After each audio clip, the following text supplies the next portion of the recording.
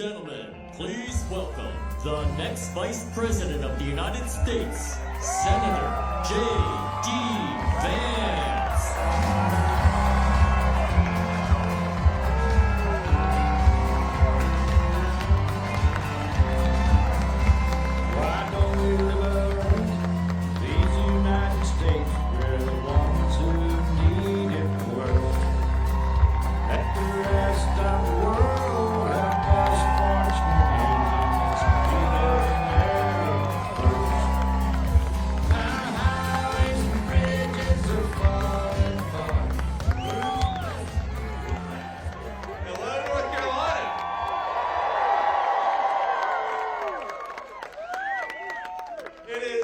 It is good to be in Selma. It is good.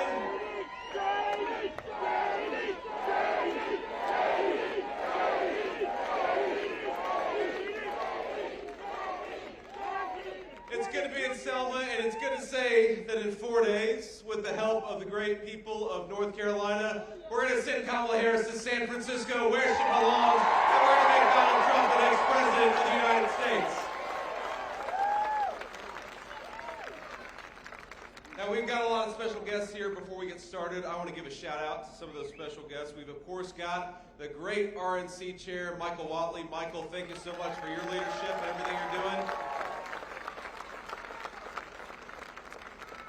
Seated next to Michael is, of course, my favorite person in the rally. No offense to anybody here, but my lovely wife, Usha, is here on trail with us.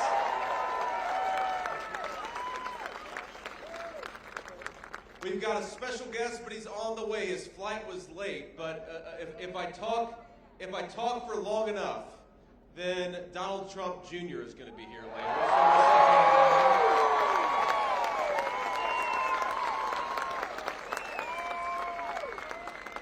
I've got to talk for a very long time for Don to get here. That's okay. That's all right. We'll do that. You know, you guys have one of my favorite people in Washington. I'm sad to say, I think we're going to lose him because he's going to become the next Attorney General for the state of North Carolina, Dan Bishop. Dan, thank you so much for your leadership, man. Where is Dan? Maybe he's with Don. And then, of course, we've got congressional candidate Brad Knott. Brad, thanks so much for your leadership and for stepping up. And when you guys send Brad to Washington, you send Donald J. Trump to the White House, we're going to do a lot of good together for the people of North Carolina. So God bless you, Brad, for being willing to serve. Now, I want to start here because I don't want to screw this up about early voting because, you know, at this point I'm spending, I'm seeing 4 different states every single day. So earlier in Michigan, they've still got a few more days, but here in North Carolina, you've got 1 more day of early voting. So who here has voted early already? Wow. What the hell are you guys doing here? Go get a friend and take him to the polls. Who is still planning to vote either in a few days or on election day? That's still a pretty good crew. All right, sounds good. So, look, however you're going to vote, if you plan to vote early, and please, we'd love to make as many votes as possible, you've got to do it by tomorrow. And here's the thing, I was talking to the great leadership of the state GOP, and it sounds like if you guys get out there and do your job and get your friends and family to the polls tomorrow, we're going to go into an election day with something we have never had from the early vote in the state of North Carolina, a lead. And that's a very big thing for this campaign. So we're going to win election day voting in the state of North Carolina, but normally we've got to win election day voting by a big margin. I think that on election day we're going to win by a big margin, but that's going to mean a North Carolina landslide. Let's make it happen. Let's make this thing too big to rig. I don't want to win North Carolina by 20,000 votes. I want to win North Carolina by 200,000 votes, and I'd like to have your help getting there. So I'm going to make a few requests before we sort of get started and we talk about why we're going to make Donald Trump the next president. Let's talk about the how. So number one, there's a website, swampthevoteusa.com, swampthevoteusa.com. We built that website to show you your polling location so you can check where you can go vote. You can check how to get involved in these last few days. but we've got to get out there and make it happen. So number one, go to swampthevoteusa.com. Number two, I'm going to ask every single person here over the next few days the next few minutes to take out your phone, take a photo of what we're doing here, and go and post it on social media or send it by text or email, whatever your method of communication is. We know that Kamala Harris and her allies in the corporate media, they're never going to tell the truth about this campaign. They're never going to tell the truth about Donald Trump, but you know who can tell the truth? We can. So take out those phones, take a photo, and tell people why you're voting for Donald J. Trump for President of the United States. And the final request I want to make is this. I want every person here, and it looks like a lot of you have already voted, but I want every person here to vote 10 times. The legal way.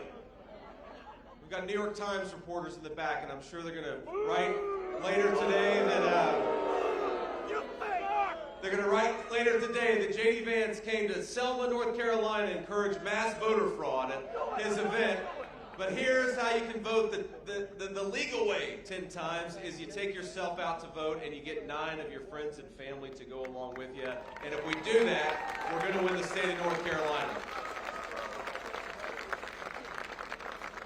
Now, I want to talk just a little bit about our Democratic opponents, Kamala Harris and Tim Walz. And I see you feel about him the same way I do. I will say about poor Tim Walz. I know we have some great Christian people here, and I'm sure people of other faiths. If you would, spare a prayer for Tim Walz, because he's got the toughest job in American politics. Tim Walz has got to go out there and try to convince our fellow citizens that Kamala Harris is fit to be President of the United States. That is a tough job, ladies and gentlemen.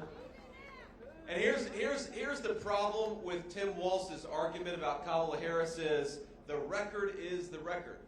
Kamala Harris has been vice president for 3.5 years, and because of her leadership, or lack thereof, North Carolinians are paying over $1,000 more per month to afford today what they could have afforded when Donald J. Trump was president. Because of Kamala Harris's leadership, we saw today the private sector lost 28,000 jobs. And manufacturing, we actually lost 46,000 jobs in the manufacturing sector just in the last month because of Kamala Harris's leadership. Now, it's interesting. If you read the details of that job report, what it'll tell you is that even though we lost 28,000 private sector jobs, we gained 12,000 jobs. You know what that means? That means we created a lot of jobs in government, but not a lot of jobs in the private sector. We created a lot of jobs for IRS bureaucrats who are going to harass you, but not a lot of jobs for hard-working North Carolina families. That means we shipped, when we talk about losing 46,000 manufacturing jobs, that means we're shipping a lot of good North Carolina jobs to Mexico, to China, but we're not creating a lot of good jobs for North Carolina families who need them. So in 4 short days, we get to send a message to Kamala Harris. We don't trust your promises. We don't trust your slogans. We trust what you have done in the last 4 years. It has been a failure, and we are going to say to Kamala Harris, you are fired. We're going back to the leadership of Donald J. Trump.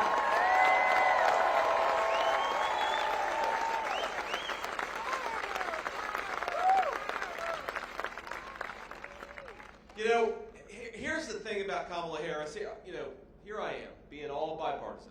I said something nice about Tim Walz. I asked you guys to pray for Tim Walz, right? That was nice of me. And I'm going to say something nice about Kamala Harris. I think that every time she gives an interview, we gain about 50,000 votes. And by the way, I watch Kamala Harris's interviews so that you don't have to. That is the sacrifice that I'm willing to engage in as your next vice president. I watch Kamala Harris on TV so that you guys can actually enjoy the television program. You don't have to watch Kamala Harris. So she said on The View a couple of weeks ago, don't do it, my friends. Do not watch Kamala Harris on The View. You'll lose about 20 IQ points if you do. And we need you. We need you as strong and as smart as possible over the next 4 days. But she says on The View, remember, the whole argument of her campaign is that she is somehow going to fix the problems that she created in the first place. Remember, thanks to Kamala Harris's leadership, gas prices in North Carolina are up 40%. Thanks to Kamala Harris's policies, grocery prices in this state are up over 20%. Thanks to Kamala Harris's policies, housing has become unaffordable for young North Carolina families. That is the record of Kamala Harris's leadership. Now, she doesn't like to own up to that record. She doesn't like to fess up to that record, so what does she do? She goes around and in her scripted speeches with a teleprompter telling her what to say, she says that she has nothing to do with the leadership of the last 4 years. She would almost have you believe that she's never even met Joe Biden, even though she is the sitting vice president, and she cast the tie-breaking vote on many of the worst policies of the last 4 years. But, in her defense, while she lies when there's a teleprompter telling her what to say, she will occasionally answer a question honestly. And I think that's what a true Kamala Harris gaffe is, when she accidentally tells you the truth about what she's been doing for the last few years. Now, in the View interview, they said, what would you have done differently from Joe Biden over the last 4 years? And Kamala Harris said, nothing comes to mind. Now, that could be, in her defense, that could be the slogan of the Harris Waltz campaign. Harris Waltz, nothing comes to mind. But in a 20-second interview clip, Kamala Harris revealed that the entire argument of her campaign is fundamentally not true, because she represents the same tired approach, the same failed policies of the last 4 years, and I don't think North Carolina families can afford it. I don't think North Carolina families want it.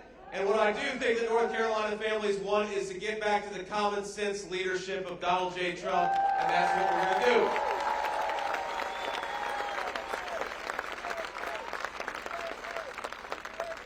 Now just think about this. Our fellow citizens, the people who are watching this on TV, our fellow citizens cannot afford 4 more years of the exact same failed policies of Kamala Harris's leadership. You know that credit card delinquencies in our country have gone up to over 9%? That means about 1 in 10 of our fellow citizens can't afford their bills because of what Kamala Harris is doing.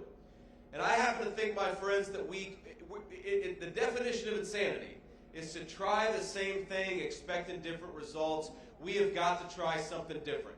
And the good thing about Donald J. Trump, it's not just a bunch of plans, and it's not just a bunch of promises. When Donald J. Trump was president for 4 years, he actually delivered. And that's something that's different about the career politicians in Washington, D.C.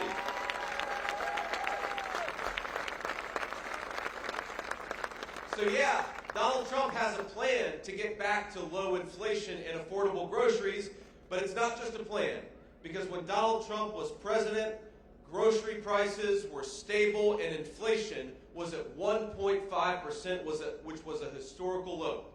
When Donald J. Trump was president, wages were rising at the fastest rate in 40 years in the United States of America.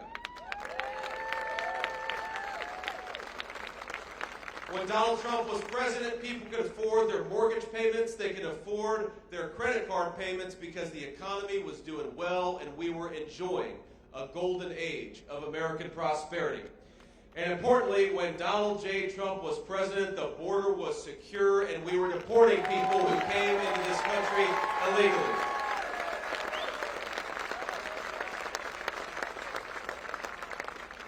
Now there's a connection, of course, there's a big connection between what I think is the biggest problem for Americans who are suffering from the affordability crisis and the illegal immigration problem.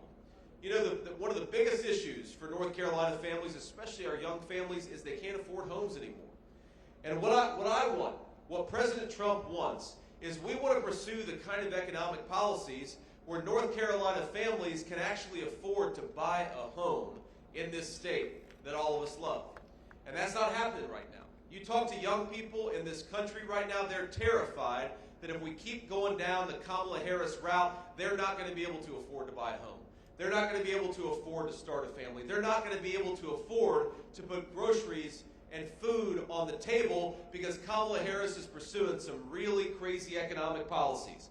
Well, we happen to think that we've got to take this country in a different direction. And Here are two concrete things that we're going to do to make housing more affordable. And that's one of my favorite things, by the way, about Kamala Harris, is you ask her, what specifically do you want to do to make housing more affordable for North Carolina families? And she'll say, well, I grew up in a middle-class family, or, well, I used to work at McDonald's and I was really good at making the hash browns. That's what Kamala Harris will say. And by the way, I don't even know if I believe that. I think maybe Donald J. Trump has worked at McDonald's longer than Kamala Harris has.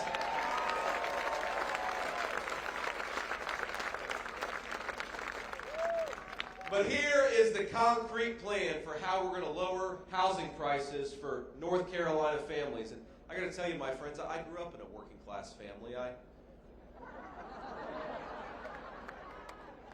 Number one, specifically, we got to build more homes. We don't build enough homes in the United States of America.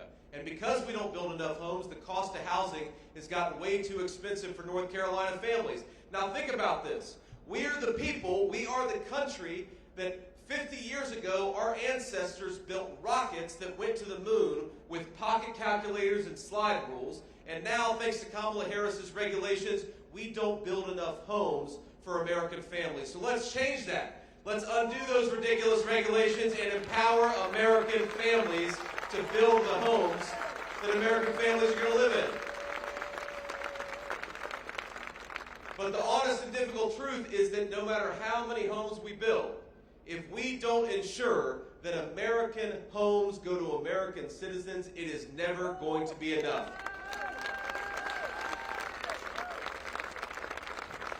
And this, my friends, is the connection between the border crisis and the housing affordability crisis. When you let 25 million people into the United States of America who have no legal right to be here, you roll out the red carpet for illegal immigration, you promise to give them Social Security, Medicare, and housing benefits, you've got to put those 25 million people somewhere.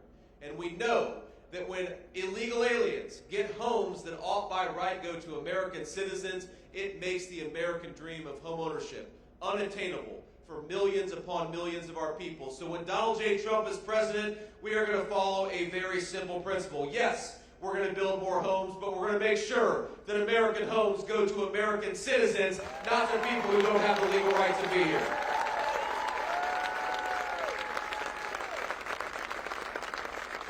And look, the border crisis is more than just a housing crisis. The border crisis is a drug crisis because we've allowed the Mexican drug cartels to bring in fentanyl at record levels. We've got 100,000 American citizens who are dying of fentanyl overdoses every single year because Kamala Harris let the drug cartels turn this country into a drug trafficking zone. Now, a lot of you know my story. A lot of you know that my family struggled. My mom struggled with addiction. And I'm proud of my mom, my friend. She's now about to celebrate 10 years clean and sober, and I'm so proud of her.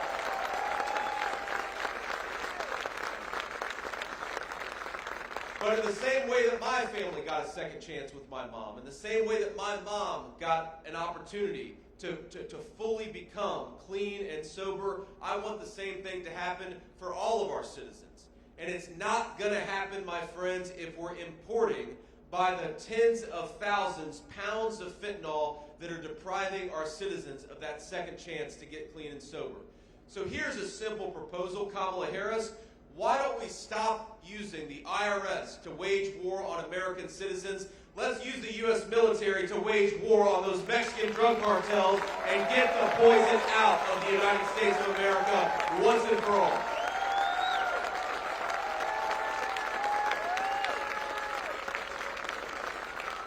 While Kamala Harris is saying roll out the red carpet for millions upon millions of illegal immigration, Donald J. Trump has a different plan. Pack your bags, illegal immigrants, because in 3 months, you're going back home.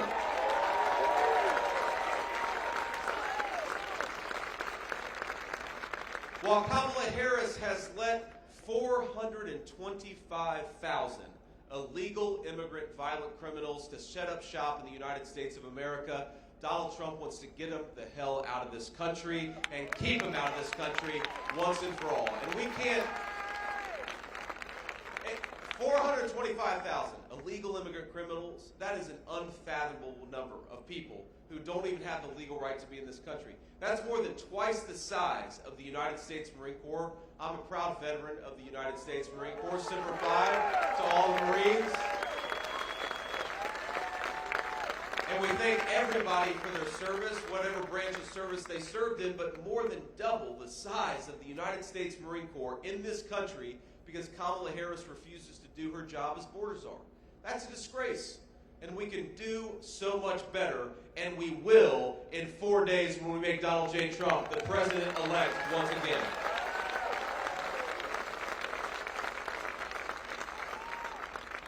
Now, here's the thing that really bothers me about Kamala Harris. It's not just that I disagree with her on public policies. Yeah, Republicans are always going to disagree with Democrats. It's that Kamala Harris, instead of persuading her fellow citizens, she would rather censor you and silence you. Think about this. When confronted with her citizens who are telling Kamala Harris that you did a terrible job by opening up the southern border, what does Kamala Harris do? She calls them racist. She calls them nativists. She calls them bad people for daring to notice that Kamala Harris flooded this country with Mexican drug cartels and fentanyl. When confronted with her wide open southern border, Kamala Harris would rather call you names than fix this country's problems. When confronted with the fact that Americans can't afford groceries, she would rather insult her fellow citizens, call them fascists, and call them garbage, rather than recognize that her policies have been a failure. Here's a simple statement, my friends, and I think we speak for all of our fellow citizens. Whether you agree with our politics or not, whoever you're voting for, and we certainly hope that you're going to vote the right way and make Donald J. Trump the next president.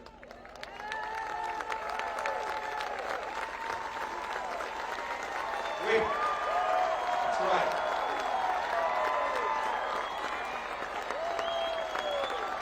There he is.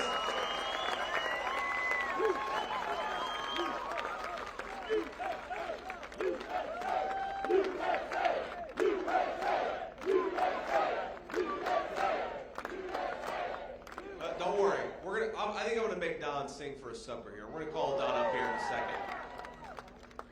But here's the thing. When we spoke in Michigan before, oh, we got one here too. We got one here. You see this garbage truck over here? You know, if you're struggling, my friends, with the price of groceries, you're not garbage. If you're pissed off about Kamala Harris's open border, you're not a bad person. And I, for one, am sick of having an American leadership that attacks the citizens of this country rather than solving this country's problems. So while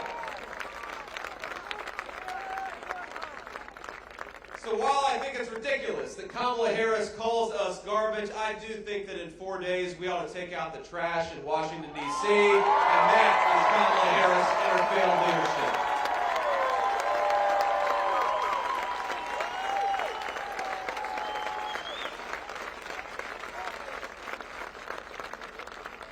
Think about this. I mean, look, President Trump is well known as the best counterpuncher in American politics. You don't want to go after Donald Trump if you work in politics, trust me.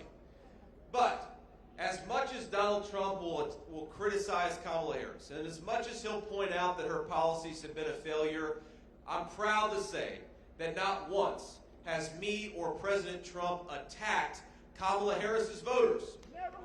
Never once. Because here's what we believe. Whether you vote for Donald J. Trump and make the right decision, or whether you vote for Kamala Harris and make the wrong decision, we are going to usher a golden age of American prosperity, whoever you voted for, because we love this country, and Donald Trump is going to be the president for all of us, not just the people who agree with him politically.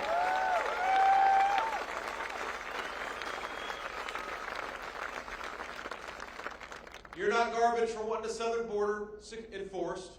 You're not garbage for wanting to afford the price of groceries. You're not garbage for thinking that Kamala Harris has done a bad job. And you're not garbage for loving this country enough to vote for change, to vote the bumps out, and to vote for Donald J. Trump to be the next president of the United States.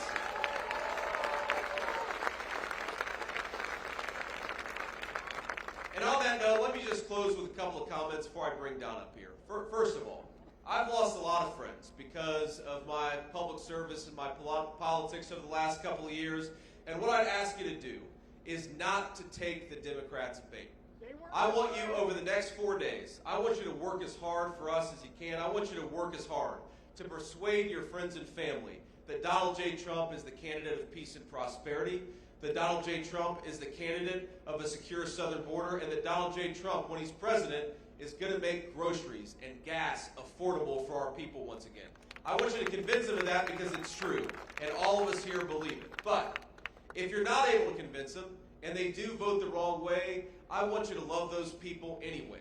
Because I'm sick of Americans losing friends and losing family members over politics. I'm sick of Americans following Joe Biden and Kamala Harris into thinking that the people who disagree with them politically are bad people. They're not bad people. They may be wrong about politics, but I want us to lead. Because when Donald Trump is president, trust me, he says it in public, he says the same thing in private. He wants prosperity back for all of us, whoever we voted for, because that's the job of an American president, and those are the feelings of an American patriot.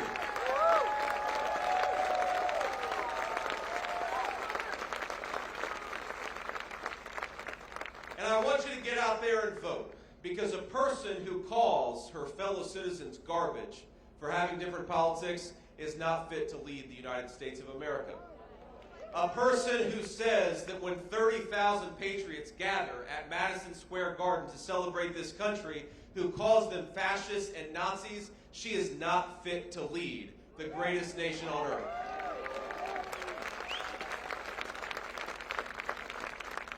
And so in 4 days, I don't want us to just make Donald Trump the President of the United States.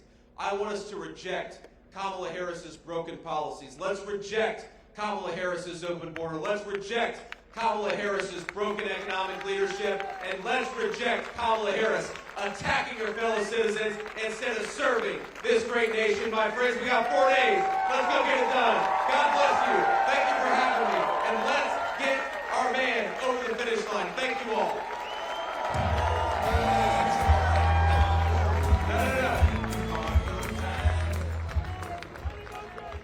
We're not done yet. I told you I was going to make Don sing for supper here.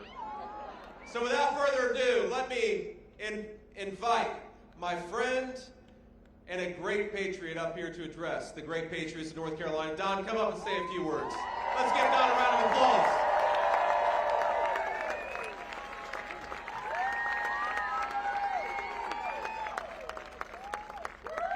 I don't know, it's not often that I dislike following someone in politics. Normally they make it pretty easy because you get the Kamala Harris word salad or some sort of other nonsense, but how great is JD?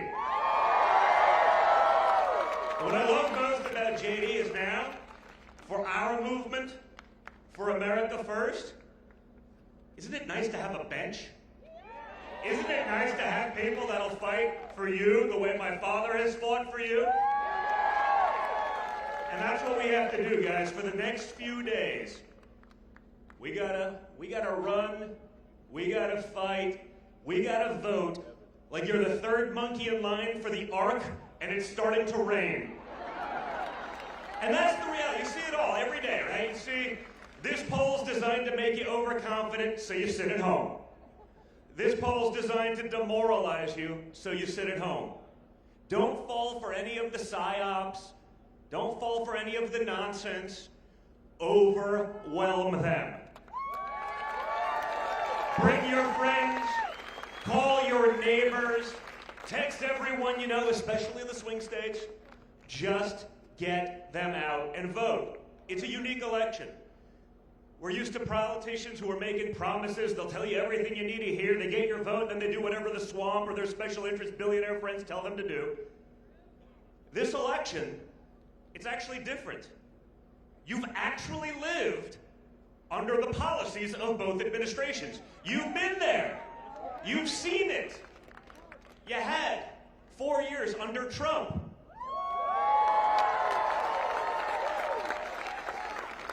And you've had 4 years under Biden and Harris. And the reality is this, folks. You went from a time of prosperity to a time of poverty. Like that. In an instant. Because of incompetence. Because they rather follow the woke playbook than use common sense. We went from a time of peace to a time of war. There is a reason that the Democrats are embracing Dick and Liz Cheney. They're going to send your kids to war. We're going to be at World War III. No one can tell us why we'd even be there, but we'll be there because a couple of guys in Washington, D.C. are going to get rich because of it. We know nothing's going to change because Kamala Harris told us she wouldn't do anything differently.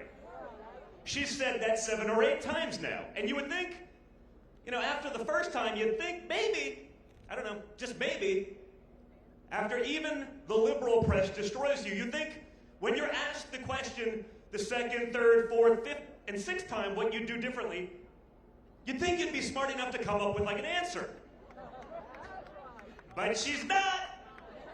That's why I love this. I love this podium. I love that JD speak. Notice how there's not a teleprompter here?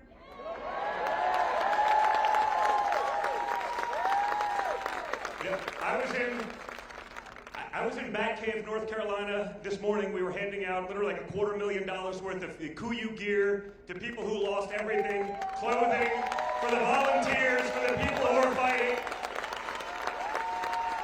With the great folks at Samaritan's Purse doing the work that FEMA should be doing. I was up there 2 weeks ago, much closer to the incident, and I got to see both the worst of Mother Nature as well as the best of America, the best of humanity in action. Guys, it's not that hard. We can fix these things, but we can't do it by ourselves. We can't do it alone. We've seen that. When my father was the president of the United States, they canceled, shut down, suppressed, censored the most powerful man in the world. They then tried to impeach him twice. They tried to jail him. They tried to take away his businesses. They want to put him away for 750 years. Seems like a long time for creating jobs, low interest rates, a solid economy, peace deals in the Middle East. I know that goes against everything Washington stands for, but it seems rather extreme. And I understand my dad is a young and vibrant man, but 750 years seems like a very long time, even for him.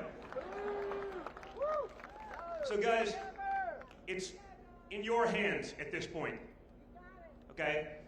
One guy can't do it by himself, but with an army of you, putting in every effort imaginable for the next few days, we can win. It's not a fair fight. We don't pretend it is. You see the press today, right? My father says, it's strange. If Liz Cheney wants to be in all of these wars, she should pick up arms. But it seems like the people that get us in the wars never seem to be the people fighting them. The media says, Donald Trump thinks that Liz Cheney should be shot. But that's what we're dealing with, right? They have nothing else. They can't run on their accomplishments because they have none. The only things they've changed are for the worse for Americans, and everyone sees it. But we are still up against a very powerful machine. It's $1 trillion industry, the mainstream media. $1 trillion in big tech, backstopping them, censoring and suppressing all of you while artificially boosting their nonsense. But again, if we all get together, we all put in that effort, we all put in that time, we can and we will fix our country. We will make it great again. So I'm going to give the mic back to JD because I was running around a little late. I apologize, JD. I was a little late, but I think we're doing some good for North Carolina. You guys are the best. That energy, that will, that fight, that will is the exact same thing like we saw with my father when he got up on July 13th after getting shot in the face. Bring that for the next 4 days, because that is America. That's the spirit. That's what we're going for. And with it, we are going to win big. Guys, get out there and do your part. Thank you so much, North Carolina. It's awesome to be here.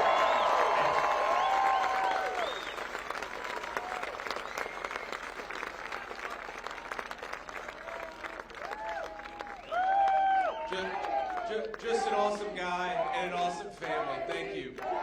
So,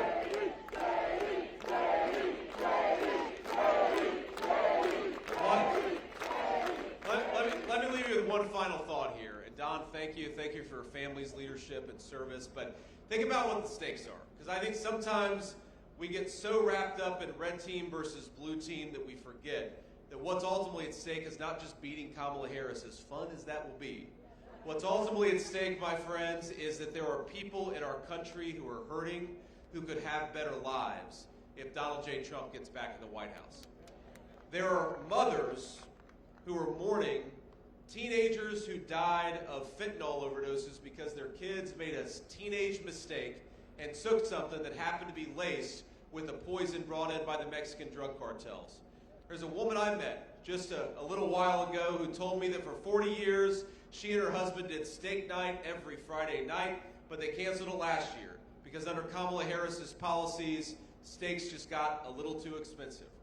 I've talked to a lot of people who can't afford groceries. I've talked to people who have lost their loved ones from the violence, from the drug cartels or the violent migrants that have come in over the last 3 years. I've talked to American young people who would love to start a family, who would love to get married, but they're worried that they're not going to be able to afford to buy a home to raise that family in. Every single one of our citizens deserves, if they work hard and play by the rules, to live a good life in this country that all of us love. Our fellow citizens deserve to be able to buy groceries. Our fellow citizens deserve to earn a good wage for a hard day's work. Our fellow citizens deserve to have safety and security in their neighborhoods, and they're only going to get it if we do our jobs and make Donald J. Trump the next President of the United States. 4 days ago, God bless